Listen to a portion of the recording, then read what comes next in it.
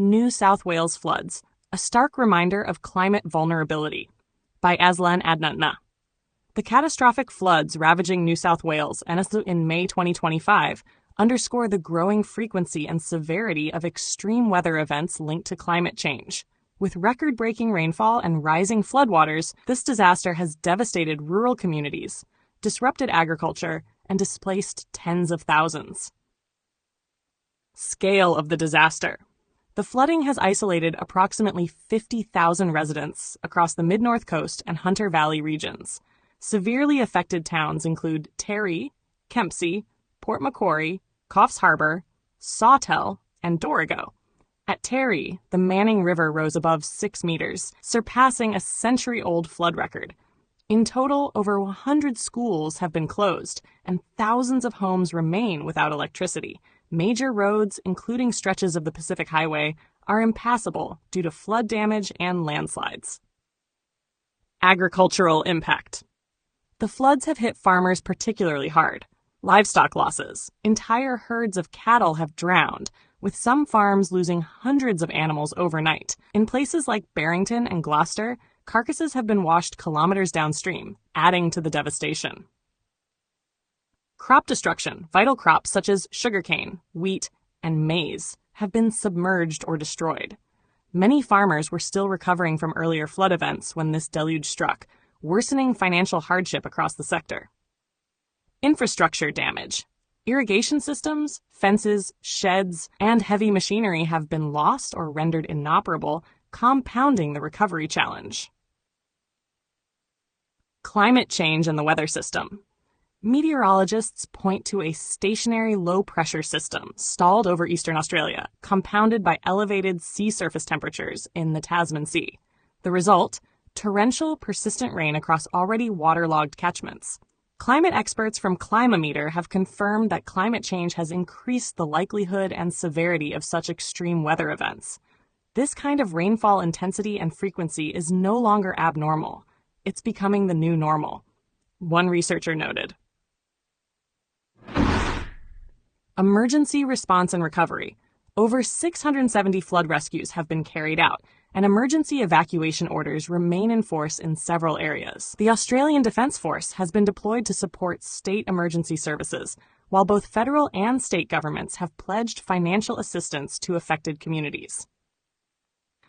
At a glance, estimated area affected, over 30,000 square kilometers, approximately 4% of NSYO. Fatalities, 4 confirmed, 1 missing. Crops affected, sugarcane, wheat, maize. Livestock, thousands of cattle lost. Schools closed, 100 plus, emergency personnel deployed, 2,500 plus. As floodwaters recede, the scale of the destruction will become even more apparent. But one thing is already clear. Climate change is no longer a distant threat. It is here, now, and demanding immediate, sustained action.